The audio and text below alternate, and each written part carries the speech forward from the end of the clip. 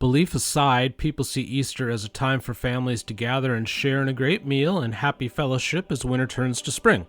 For Christians, of course, this takes a deeper, wondrous meaning as a celebration of the risen Christ. This event is, of course, the original meaning behind Easter, regardless of the level of faith that you may feel yourself.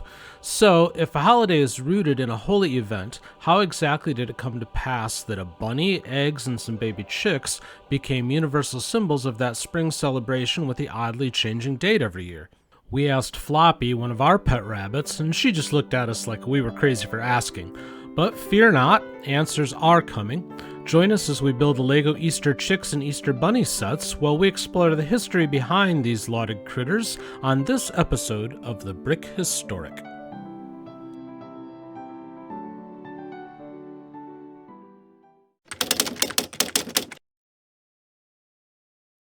The age-old query of whether the chicken or the egg came first is not answered by the story of Easter. It is fascinating, though, that while both are included in the symbology of the day, they are not as intertwined as you might think. In the mythology that's been passed down through generations, the eggs actually come from the rabbit.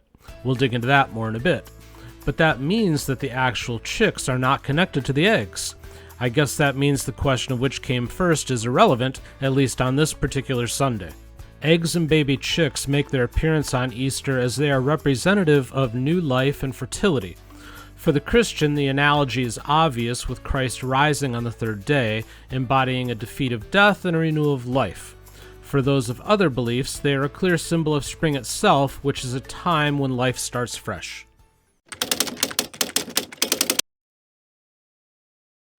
The decorating of eggs is a centuries-old tradition dating back at least to the 13th century.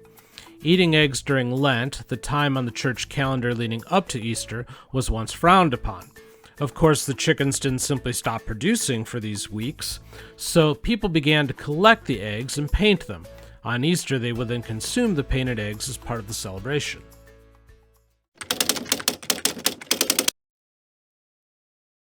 Corporate America would perhaps be okay with you believing that the Easter Bunny was an invention of the people from Cadbury or something, but I'm happy to report that's not the case. The real truth is that the origin story of the bunny is uncertain beyond the fact that rabbits are known for their incredible fertility and reproductive skills, making them an obvious emblem of life. The most believed source of the bunny comes from German immigrants. The story goes that in the 1700s, these Germans brought the legend of the Osterhaus, a hare that laid eggs.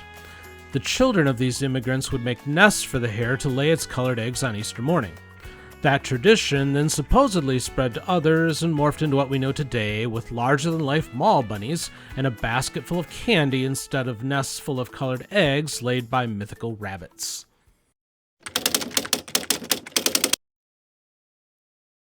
The story of Easter is, of course, the story of the risen Lord for so many around the world.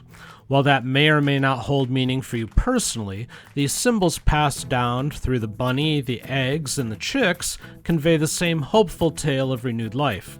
Regardless of belief, Easter is clearly a time to embrace the idea of fresh beginnings.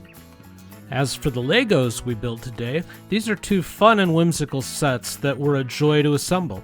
I'd highly recommend picking them up and building them next Easter as you reflect on the meaning of the day. I do hope you enjoyed this episode of the Brick Historic. If you have not done so already, please do take a moment to smash the like button, subscribe, and hit the notification bell so you can be alerted when we post new episodes. Happy Easter, and thank you for watching.